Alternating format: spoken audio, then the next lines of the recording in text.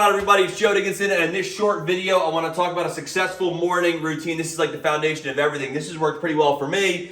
You might do some things beyond this. I'd love to hear that. Maybe you don't do a ton. Maybe you don't have a morning routine at all, and I challenge you to do it and see how much better your life can be, literally. So the first thing you want to focus on is gratitude. I like to always focus on 3 things. This is something I learned from Tony Robbins. He talked about when you're grateful for things, fear and anxiety cannot coexist when you're in a state of gratitude. So like I take a shower in the morning and I think during that shower 3 things that I'm grateful for. So if you got to bring it down to 2 or 1, whatever, but don't just say like, all right, I'm grateful for my home, I'm grateful for my wife, I'm grateful for my kids. When you actually, this was a challenge for me when I first got into it, but I challenge you to do this. When you think about things you're grateful for, like really close your eyes and think about it and get deep on it, because the deeper and more in touch you get with that, the more grateful or gratitude you're going to feel. And it has so many different benefits for you. So with all that being said, don't just like state them out to kind of go through the motions, but really put in effort here. Sounds a little bit like weird, but just try it. You'll see what I mean when you start to get into it. So 3 things you're grateful for. Second thing is at least fill up a full glass of water. If you got lemon, great. You don't need lemon, but there's health benefits to that. You can look it up and decide for yourself. But water's massive. Our body obviously needs water to function well. So make sure you're drinking water right at the very beginning of getting up before coffee, tea, etc.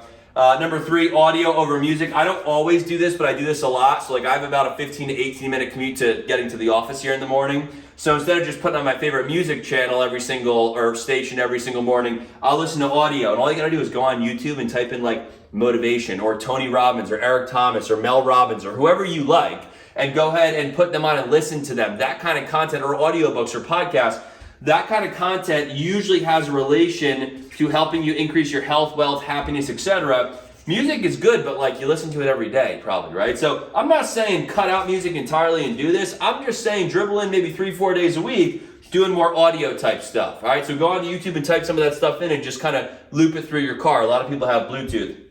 And then bonus, if you have the ability to work out before work, of course do it, absolutely. I usually get up and get right into the office, but I know there's massive, massive benefit to working out before work. So you've got the ability to do that. I recommend think about maybe baking that in your schedule.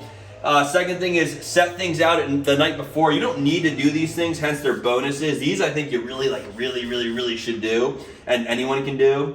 Setting things out the night before, anyone can really do this too, but like for example, I have coffee in the morning, so I put my travel mug out the night before. I put a cup for my water out the night before. I don't always remember, but I typically remember because it makes my morning that much smoother and it's all set. I also put my clothes out the night before. That way I'm getting up and immediately I'm in action. I'm not wasting brain space on what should I wear today. Figure that out the day before, right? You got other stuff to worry about to be proactive and productive that day.